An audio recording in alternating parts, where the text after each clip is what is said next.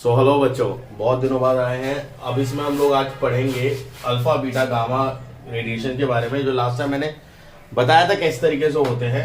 इस बार हम इनके पहले नेचर को पढ़ेंगे, फिर इनके ओरिजिनेशन को पढ़ेंगे कि कहाँ से अल्फा निकलता है, कहाँ से बीटा, कहाँ से गामा। सो हीलियम अल्फा जो है उसका नेचर क्या है, वो हीलियम न्यूक्लियस है। ये मैंने आपको लिखवाया भी था जब हीलियम न्यूक्लियस निकलता हुआ दिखाया था मैंने। ठीक है, इसे आप ऐसे लिखते हो अल्फा को 4 2, ठीक है, और इसी को हम हीलियम भी लिखते हैं इस तरीके से। तो वो आपकी चॉइस है, ठीक है, किस तरीके से आप इसे लिखना मांगते हो। और वैसे ही अगर मैं बीटा की बात करूं तो हम इसे इलेक्ट्रॉन निकलते हुए दिखाते थे कुछ ऐसा, ठीक है, सॉरी नीचे, ठीक है, एक इलेक्ट्रॉन निकलते हुए माइनस का। ठीक, अब जब गामा रेडिएशन की बात करने आते हैं तो हाईली एनर्जेटिक इलेक्ट्रोमैग्नेटिक रेडिएशन, यानी सिंपल ये क्या है, रे। यानी इसको मैं सिंपल गामा से ऐसे दिखाता हूं, ना कोई चार्ज, ना कोई मास, ना ऊपर कुछ, ना नीचे कुछ। कुछ बुक्स में इस तरीके से भी देते हैं बट जीरो लिखने की जरूरत नहीं है, तो आप इस तरीके से भी ऐसे लिख सकते हो। तो इससे सिंपल एनर्जी। फिर बात करते हैं स्पीड की। तो देखो, इमेजिन करो सबका सोर्स सेम है, तो अगर सबका सोर्स सेम है तो अब जिसमें ज्यादा, सब में बराबर ताकत एनर्जी, यानी सब में बराबर एनर्जी लगी, बट जिसके पास ज्यादा मास होगा उसका एक्सीलरेशन उतना कम हो जाएगा, यानी उसकी वेलोसिटी उतनी कम। ठीक है, दोबारा समझो। अगर मैं बात करूं फोर्स की, तो force equals depend upon m into a. तो ए किस पे डिपेंड करता है, F बाय एम। ठीक, और फोर्स क्या है, एनर्जी। फोर्स निकलती है work into done. Energy F into D से निकाल सकते हो बहुत सारी चीजें। ठीक है, तो मैं बताना मांगूंगा कि अगर बराबर सब पे एनर्जी दी है तो इसका मास कुछ भी नहीं है, तो इससे एक्सीलरेशन कितना मिलेगा, इनफाइनाइट। तो अगर इनफाइनाइट एक्सीलरेशन है, सबसे हाईएस्ट स्पीड, फिर उससे कम, फिर उससे कम, क्योंकि मास है ही नहीं, थोड़ा सा है, सबसे ज्यादा है, तो इसलिए स्पीड सबसे ज्यादा है इसकी, क्योंकि मास ही नहीं है इसके बाद। फिर इसकी, क्योंकि थोड़ा सा मास है और इसमें सबसे ज्यादा मास है, इसलिए इसकी स्पीड सबसे कम। टेक्निकल टर्म पे आपको पता होना चाहिए कि इसकी स्पीड ऑफ लाइट ही होती है 3 × 10⁸ मीटर पर सेकेंड। रीजन पता होना चाहिए क्योंकि इसके पास मास नहीं है, इसलिए इतनी स्पीड है। 2.7 × 10⁸ मीटर पर सेकेंड बीटा पार्टिकल है, और नियर बाय 10⁷ मीटर पर सेकेंड स्पीड इसकी है। फिर आता है रेस्ट मास पे। मैंने अभी आपको बताया इसका कोई मास नहीं होता बिकॉज इट्स अ रेडिएशन। ये बीटा पार्टिकल है, कंपेयर करते हैं electron, fast moving electron, energetic electron, यानी 9.1 × 10⁻31 kg, यानी मास ऑफ इलेक्ट्रॉन, और 6.68 × 10⁻27 kg एक्चुअल में ये 4 प्रोटॉन या 4 इलेक्ट्रॉन या 2 प्रोटॉन 2 न्यूट्रॉन का मास मान लो, क्योंकि ऑलमोस्ट सेम होता है तो इंटू 4 कर दिया है, तो ये मास निकल के आया। नाउ द चार्ज, मैंने आपको बताया alpha is a helium nucleus. Nucleus में पॉजिटिव चार्ज होता है, तो अल्फा कैसा होता है, पॉजिटिव। बीटा कैसे होता है, नेगेटिव, और इसमें कोई चार्ज नहीं होता, नो चार्ज। तो क्योंकि ये बेसिक चीजें आपको पता होनी चाहिए, ठीक है, कुछ की बुक्स में होंगी, कुछ की बुक्स में नहीं है, बट इसे नॉलेज में अगर रखोगे, याद रखोगे, या ऐसे बस पता हो ऑलरेडी, तो बहुत अच्छा है, क्योंकि आगे चल के ये हेल्प देने वाला है हमें। ठीक है, तो please pause the video and note it down. अब हम पढ़ेंगे स्पेसिफिक चार्ज, यानी चार्ज मास रेशियो कहते हैं इसे, और wavelength, effect of electric and magnetic field. ये मैं अभी बहुत डिटेल में एक्सप्लेन करने वाला हूं आपको ये टॉपिक, और आयनाइजिंग पावर। तो स्पेसिफिक चार्ज क्या होता है, चार्ज मास रेशियो, यानी टोटल चार्ज जो इस पे कंटेन है उसके मास से डिवाइड कर देते हैं। तो अप्रोक्सीमेटली 4.79 × 10⁻7 कूलम पर केजी आता है। ये ज्यादा है बीटा के मुकाबले, यानी 1.76 × 10⁻11। ठीक है, और इस पे तो कुछ नहीं है। इस पे क्यों नहीं है, क्योंकि भैया इसका तो पास मास ही नहीं है, चार्ज ना चार्ज है ना मास है, तो उस पर चार्ज मास रेशियो भी कुछ नहीं है। Again it's not a, it's a particle, it's not a wave, तो कोई वेव लेंथ नहीं। Again it's a particle, it's not a wave, तो इस पे भी कुछ नहीं। और इस पे क्या है, इसकी वेवलेंथ है, ये नैनो कहलाता है, यानी 10⁻⁹। तो 10⁻⁹ और 4 10⁻13 ही हो जाएगा, तो एक ही चीज है, चाहे तो आप ऐसे लिखो या ऐसे लिखो। Effect of electric and magnetic field. अब देखो अल्फा कैसे होता है, अल्फा पॉजिटिव होता है, तो अल्फा पॉजिटिव है तो इलेक्ट्रिक फील्ड में पॉजिटिव नेगेटिव होगा।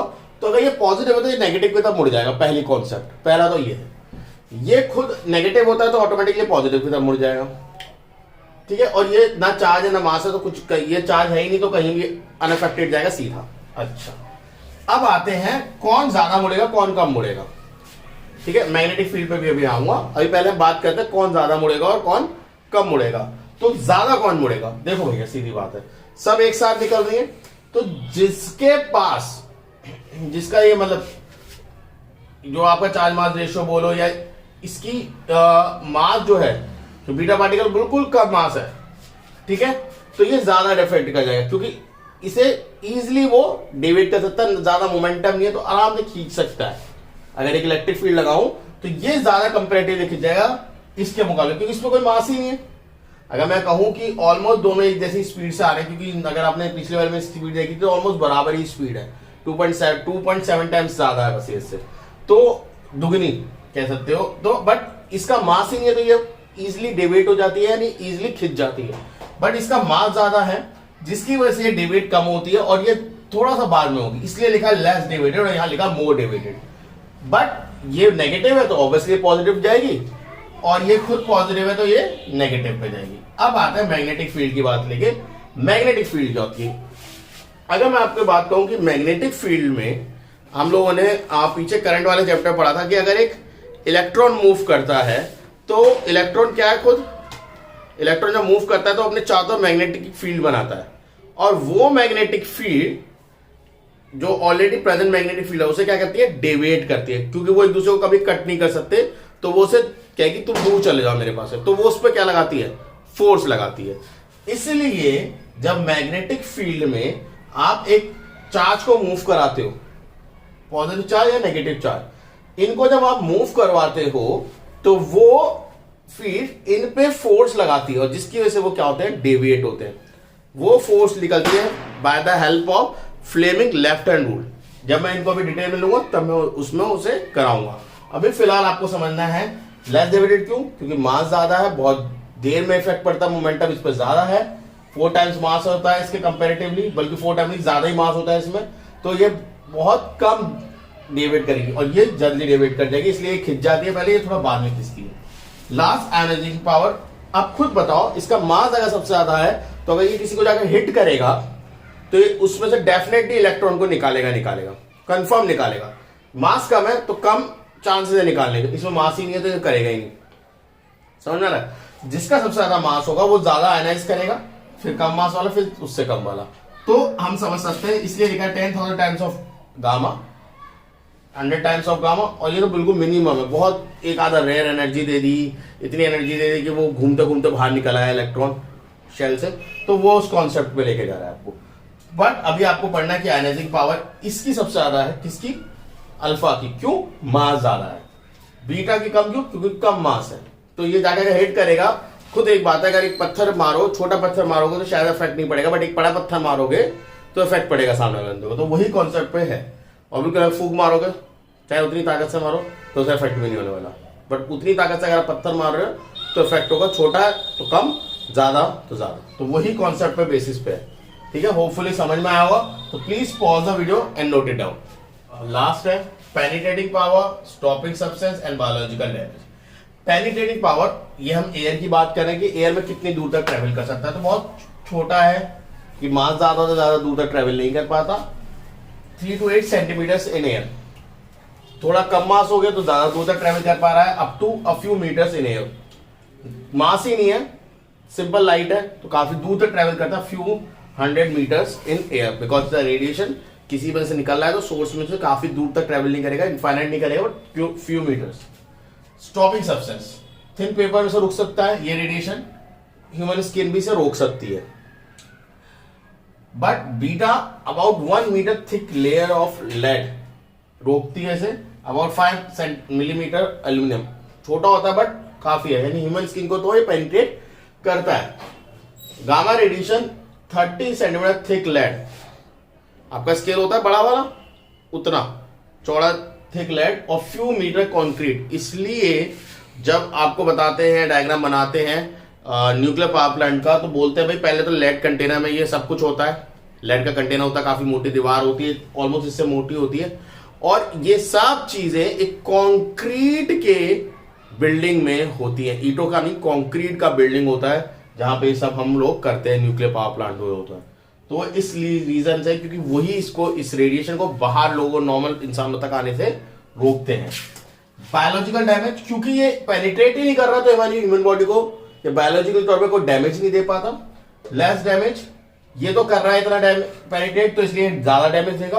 और ये तो कतई पूरा पार जा रहा है, तो ये तो सबसे ज्यादा डैमेज देगा। तो अगर हम गामा रेडिएशन में आए हैं जिससे हल्क बना है, काल्पनिक तौर पे, असली में नहीं, ठीक है, जिसमें इमेंस डैमेज देता है, ये थोड़ा कम डैमेज देता है और ये तो बिल्कुल ही कम देता है। ऐसा नहीं है डैमेज नहीं देता है, ये भी है, बट ठीक है। इसी को हम यूज करते हैं आपके पर्पस के लिए, मेडिकल यूज अगर हम बोले तो इसी को हम दोनों को यूज करते हैं फॉर योर कीमोथेरेपी। रेडिएशन है तो ऑब्वियसली नुकसान तो देगा, बट इसी को अगर लिमिटेड रेडिएशन में डालो तो जो कैंसर के वायरसेस होते हैं, कैंसर के सेल्स होते हैं, उनको वो मार देता है इसकी मदद से। नॉर्मल अगर सेल पर डालो तो सेल भी मरते हैं, इसलिए वो हम कैंसर वाले सेल पर डालते हैं, वो जिससे मर जाएगा। अगर एक भी सेल जिंदा रहेगा तो कैंसर दोबारा होने के चांसेस होते हैं, ठीक है। Please pause the video and note it down. Okay, deflection of radioactive radiation in an electric field. तो इसमें जानना जरूरी है कि अल्फा पे कौन सा चार्ज होता है, पॉजिटिव, बीटा पे नेगेटिव, ठीक है। अब बीटा कहां जाएगा, पॉजिटिव की तरफ, और अल्फा कहां जाएगा, नेगेटिव की तरफ। सबसे पहले निकालते हैं गामा, जो कि बिल्कुल सीधी निकाल दो आप, ये रही गामा, बिल्कुल सीधी। अब बीटा की तरफ कौन जाएगा, अल्फा, और ये होते हैं बाद में डिविएट। तो पहले बीटा बना लेते हैं, क्योंकि वो पॉजिटिव की तरफ जाएंगे ऐसे, ठीक है।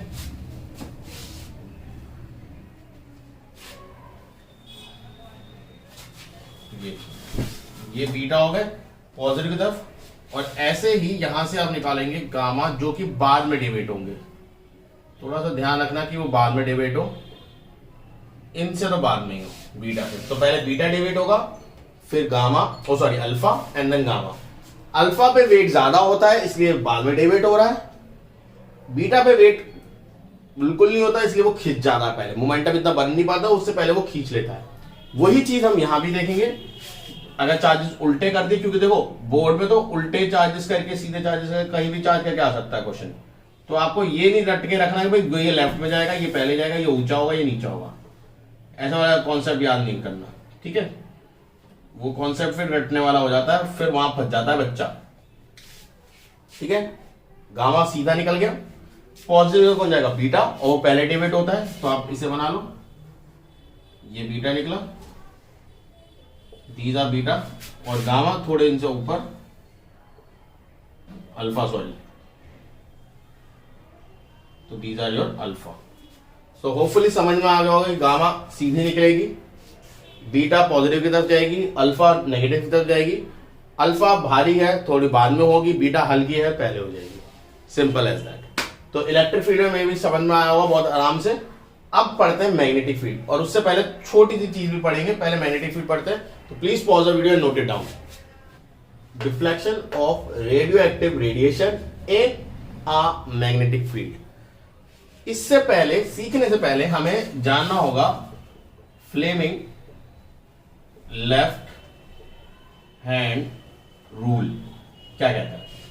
तो फ्लेमिंग लेफ्ट हैंड रूल ज्यादा कोई हार्ड रूल नहीं है, आपको ये 3 उंगलियां लेनी है, ये हाथ है, इसको फोल्ड करो और ये 3 उंगलियां इस तरीके से निकालो, ठीक है, कि ये परपेंडिकुलर हो, ये ऐसे हो और ये ऐसे हो, ठीक है।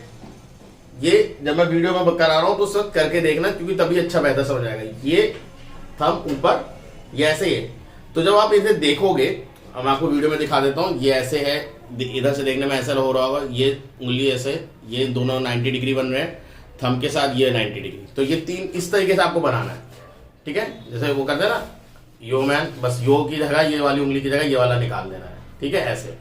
सो इस तरीके से आपका हाथ होना चाहिए।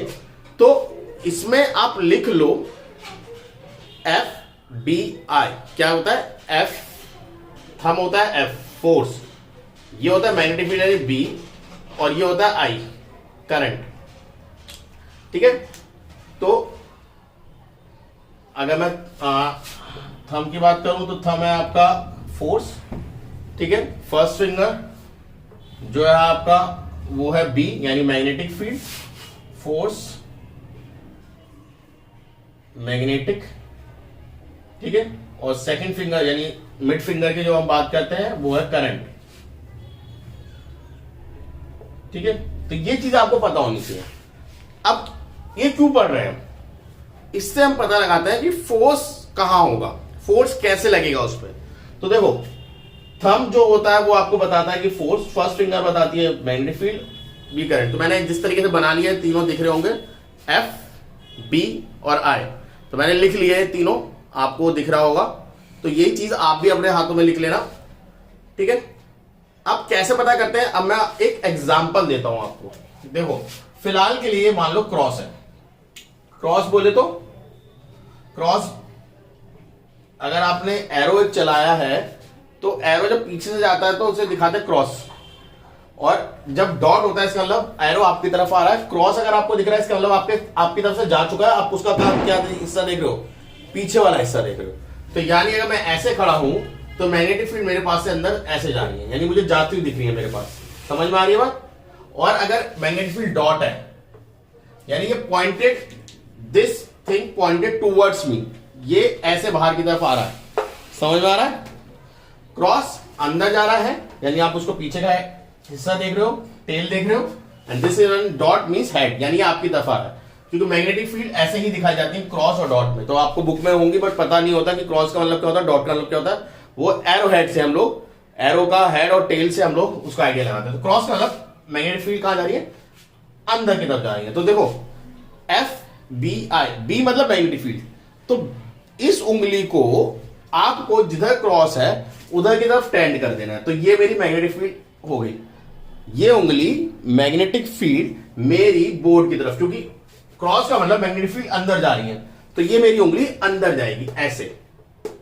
समझ में आ रहा है। ठीक है, अब एक पॉजिटिव चार्ज है, कौन सा चार्ज है, पॉजिटिव चार्ज, वो इधर मूव कर रहा है।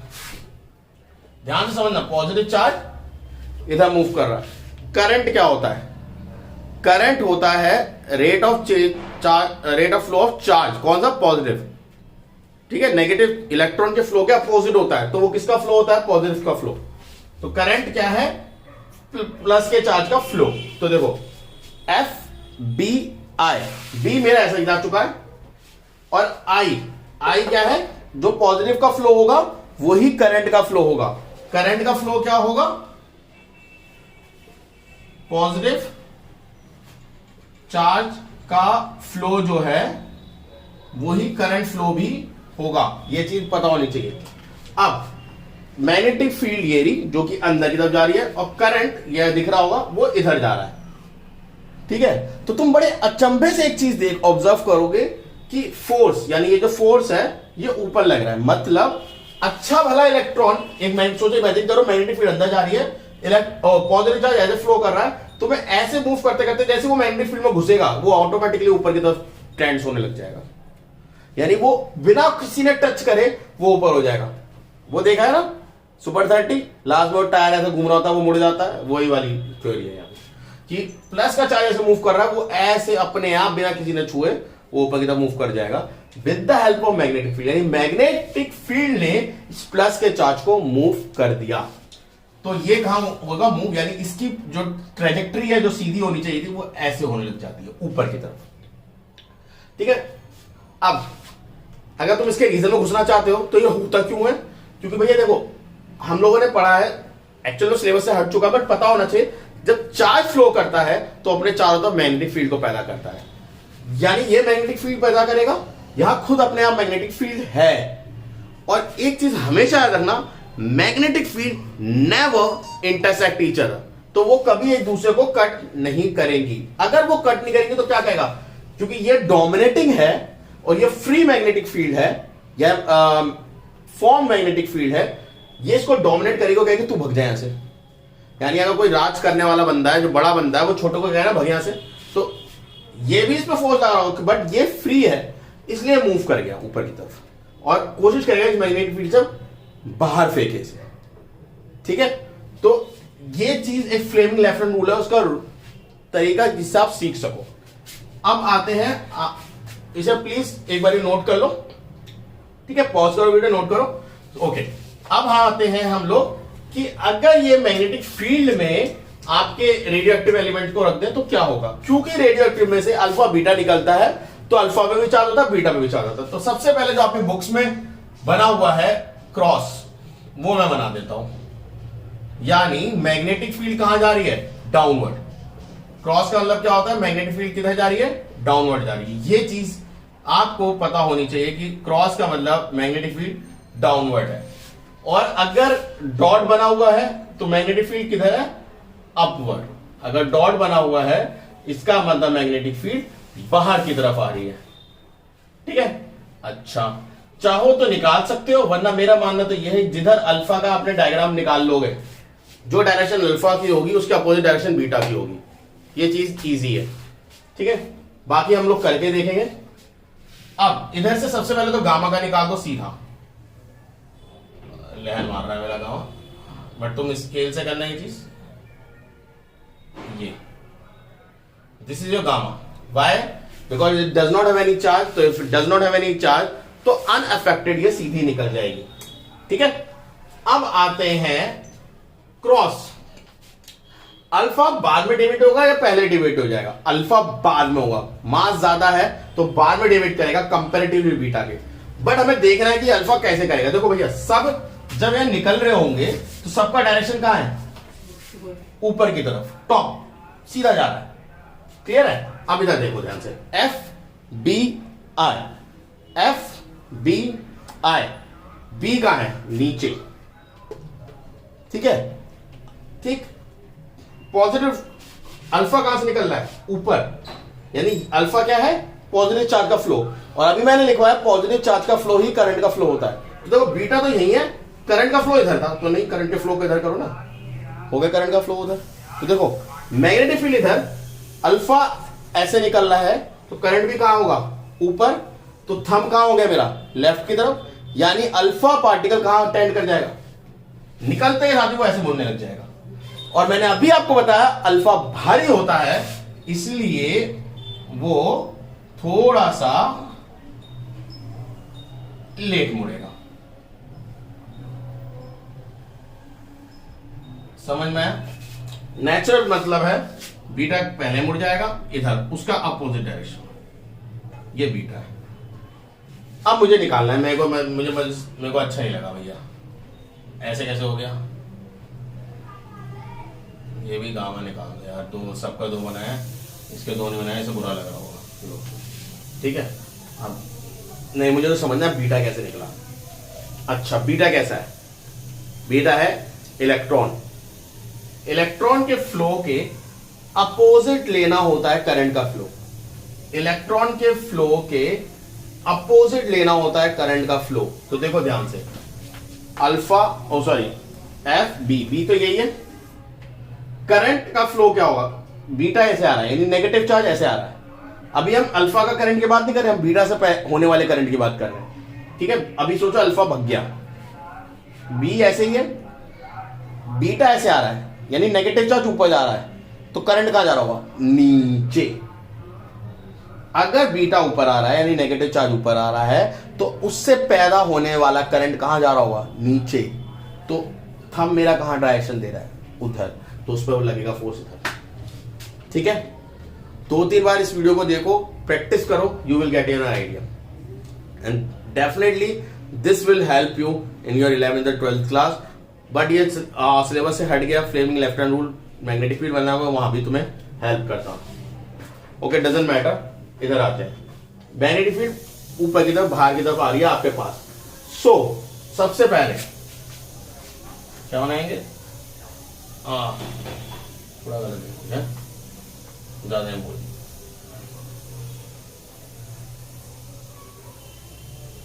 अल्फा जो बिल्कुल सीधे निकलेगी। अब आते हैं अल्फा, ओ सॉरी गामा, जो सीधा निकल गया, बीटा अल्फा को लेके। अल्फा क्या होगा, देखो एफ बी, बी आपकी बार आपकी तरफ है, आप लोगों की स्क्रीन सोचो मोबाइल की स्क्रीन से बाहर की तरफ आ रही है। ठीक है, और करंट कहां है, मैग्नेटिक फील्ड ऐसे, अल्फा ऐसे आ रहा है, तो अल्फा क्या है, पॉजिटिव चार्ज का फ्लो। तो अल्फा अगर ऊपर आ रहा है तो करंट भी कहां होगा, ऊपर आ रहा है, और करंट ये है, तो करंट को लेके ऐसे नहीं मोड़ दूं मैं, देखो मैग्नेटिक फील्ड ये है, ये वाली फर्स्ट फिंगर मैग्नेटिक फील्ड, ये तो अभी भी आपकी तरफ आ रही है, अल्फा ऊपर आ रहा है तो करंट भी ऊपर आ रहा है, तो उस पर फोर्स कहां लगेगा, लेफ्ट की तरफ, यानी अल्फा पार्टिकल ऐसे मुड़ेगा, पहले मत मोड़ना, बाद में मोड़ना, थोड़ा ऐसे मुड़ेगा बट थोड़ा सा बाद। This is your alpha. Naturally beta पहले मुड़ जाएगा, वो ये हाँ होगा। ठीक है, निकला कैसे सर वो भी बता दो, बिल्कुल करके देख लेते हैं। अब एफ बी है, बी तो आपकी तरफ है, बीटा ऊपर आ रहा है तो उसका करंट कहां होगा, नीचे। बीटा ऊपर आ रहा है तो उससे पैदा होने वाला करंट उस नीचे, फोर्स का लगेगा सर, तो आप वहां से भी निकाल सकते हो। तो this will give you exact diagrams जो आप लोगों को बनाने हैं बोर्ड एग्जाम में, जो कि बहुत क्लियर है। अल्फा भारी होता है इसलिए बाद में डिवाइड होता है, बीटा हल्का होता है पहले डिवाइड हो जाता है। कैसे डिवाइड होता है, मैग्नेटिक फील्ड में मैंने आपको समझा दिया कि फ्लेमिंग लेफ्ट हैंड रूल से आपको करके देखना होगा, 4 से 5 बार प्रैक्टिस करना होगा इस वीडियो को देख के, you will be getting perfect. ठीक है, तो please pause the video and note it down. Okay, last चीज मैंने जो पिछली वीडियो में आपको पूछी थी, और हाँ पिछली वीडियो का लिंक डिस्क्रिप्शन में होगा तो वहां से आप जाके फर्स्ट वीडियो भी देख सकते हो। ठीक है, तो लास्ट चीज जो मैंने लास्ट वीडियो में पूछी थी कि अगर आपका अल्फा यानी इलेक्ट्रॉन, क्योंकि बीटा पार्टिकल एक नेगेटिव पार्टिकल और कहां से निकल रहा है, न्यूक्लियस से, ये कैसे पॉसिबल है। ठीक है, ये चीज कैसे पॉसिबल है, तो आज हम वो बात करते हैं। मैंने आपको बताया था रेडियो एक्टिविटी कब होती है, जब n/p का रेशियो ग्रेटर देन 1.5 से, या 1.5 तक जब भी सही है, 1.5 से एक्सीड करता है, तब आपका क्या होता है, रेडियो एक्टिव एलिमेंट बनने लग जाता है, और अपने आप को स्टेबल करने के लिए वो टूटता है या अल्फा बीटा गामा रेडिएट करता है। तो देखो अगर न्यूट्रॉन कम हो जाए तो भी इसका रेशियो 1.5 से कम होगा, प्रोटॉन बढ़ जाए तो भी इसका रेशियो 1.5 से कम होगा। तो एक्चुअल में न्यूक्लियस में क्या होता है, न्यूक्लियस में अगर आपको मैं बोलूं कुछ इस तरीके से, ये न्यूट्रॉन है, ये अपने आप को प्रोटॉन में कर लेता होगा, ठीक है, प्लस का 1 और कोई मास नहीं, ओ सॉरी 1 मास। अब तुम्हारे मन में आ रहा होगा ऐसा कैसे हो गया भैया, न्यूट्रॉन ने प्रोटॉन में कर लिया, चलो ठीक है, बट ये यहां तो कोई मास नहीं था, ये मास कैसे, और यहां पर कोई चार्ज नहीं था, चार्ज कैसे आ गया, न्यूट्रॉन ने प्रोटॉन में कन्वर्ट हो गया, चलो माना गया। देखो इससे क्या होगा, एक न्यूट्रॉन कम हो जाएगा और प्रोटॉन बढ़ जाएगा, तो ऑटोमेटिकली वो रेशियो कम हो जाएगा। जैसे मैं एक एग्जांपल देता हूं, मान लेते हैं हमारा नंबर है 6/4, तो अगर मैं इसे डिवाइड करता हूं तो 1.5 आंसर आएगा, है ना, 4 1 4, 2 बचेगा, 0 आएगा 5। ठीक है, अब मैं कह रहा हूं ये न्यूट्रॉन था 2 मिनट के लिए, प्रोटॉन था, एक न्यूट्रॉन प्रोटॉन में बदल गया, यानी ये 5 हो गया और ये भी 5 हो गया। तो देखो इसे डिवाइड करो, ये क्या आ गया 1, समझे, एक कम इसमें एक बढ़ गया इसका, तो ये 1 से भी 1.5 से भी कम हो गया रेशियो। तो अगर ये रेशियो, तो ऐसा कुछ होता है, बट ऐसा कैसे, चार्ज नहीं था, चार्ज पैदा हो गया, क्योंकि उस वक्त जब ये न्यूट्रॉन को निकाल रहा होता है, ये न्यूट्रॉन से प्रोटॉन में जब कन्वर्ट होता है, तो साथ ही साथ ये भी निकालता है एक इलेक्ट्रॉन। जब न्यूट्रॉन अपने आप को कन्वर्ट करता है स्टेबल होने के लिए, जिससे कोई रेडिएशन ना हो प्रोटॉन में, तो उसी वक्त वो एक इलेक्ट्रॉन को भी जन्म देता है, and then this strike out of the nucleus, क्योंकि वो एक्स्ट्रा है, वहां पे अकोमोडेट नहीं कर पाता, एनर्जेटिक होता है, तो वो बाहर निकलता है।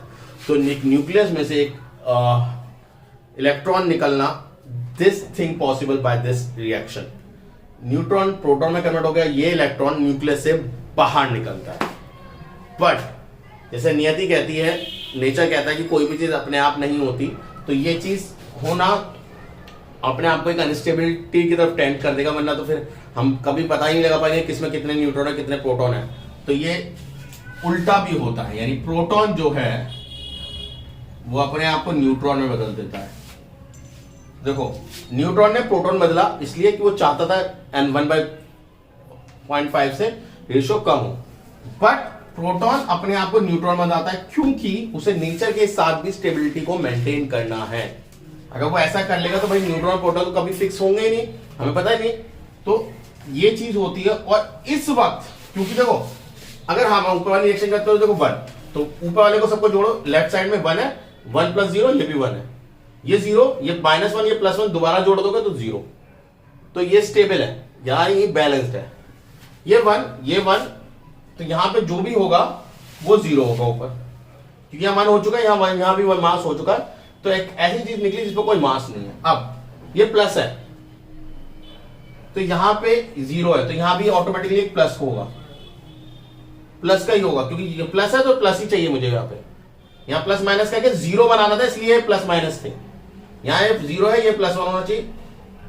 किसी में मास नहीं होता ऐसा पार्टिकल, तो सिर्फ इलेक्ट्रॉन ही है। इसको हमने नाम दिया पॉजिट्रॉन। और ये कहां से निकलते हैं भाई? न्यूक्लियस से। न्यूक्लियस में न्यूट्रॉन ने अपने आप को कन्वर्ट करा प्रोटॉन में, और उस वक्त निकाला electron which is very fast moving electron, which is also known as your beta particle. और प्रोटॉन ने जब अपने आप को न्यूट्रॉन में कन्वर्ट करा तो उन्होंने निकाला positron. And when this two combines, क्योंकि ये साइमल्टेनियसली हो रहा है, when these two combine is give you gamma. Oh sorry, यहां भी कुछ नहीं है, तो no mass plus minus again no charge. तो कोई ऐसी चीज कैसे निकल सकती है, एनर्जी कैसे निकल सकती है? This is the reaction. तो एक न्यूक्लियस में क्या होता है, एक न्यूट्रॉन प्रोटॉन में कन्वर्ट होता है, उस वक्त निकालता है बीटा पार्टिकल। क्योंकि कई सोचने की बात है, न्यूक्लियस पॉजिटिव होकर एक नेगेटिव चार्ज को कैसे जन्म देता है। आगे चल के जब तुम लोग 12th के बाद निकलोगे तो तुम्हें और अच्छे समझ में आएगा। जब तुम क्वार्क्स की बात करोगे तो और पिक्चर क्लियर होगी। 11th-12th में पढ़ सकते हो क्वार्क्स के बारे में, तो और पिक्चर क्लियर होगी। बट अभी फिलहाल के लिए ये थ्योरी तुम्हारे लिए काफी सपोर्टेबल है, जिसे तुम समझ सकते हो, पढ़ सकते हो। और प्रोटॉन न्यूट्रॉन में कन्वर्ट होता है, जिससे वो निकालता है positron. And when these two combine, जिसे पेयर एनिलेशन भी कहा जाता है, ठीक है, तो यहां से क्या बनता है? गामा। ठीक है, सो ये पूरी पिक्चर का एक छोटा सा ब्रीफ समरी था। तो प्लीज पॉज द वीडियो, और अगर प्लीज किसी ने पिछला वीडियो नहीं देखा तो वो जरूर देखना, क्योंकि उससे आप लोग सीख सकते हो कि अल्फा बीटा गामा निकलता है तो क्या इफेक्ट पड़ता है उनके न्यूक्लियस पे। तो please pause the video and note it down. Uses of radioactivity कहाँ कहाँ यूज होता है, और आपका रह गया बैकग्राउंड रेडिएशन। ठीक है, तो उस चीज का रह गया, बाकी सारा हो चुका है। थर्ड पार्ट और रह गया, उसको हम देख के कंप्लीट करेंगे। सो चैनल को लाइक करिए, सब्सक्राइब कर लीजिए, और प्लीज शेयर जरूर करिएगा। ठीक है, और thank you for your support and thank you for liking and subscribing my channel.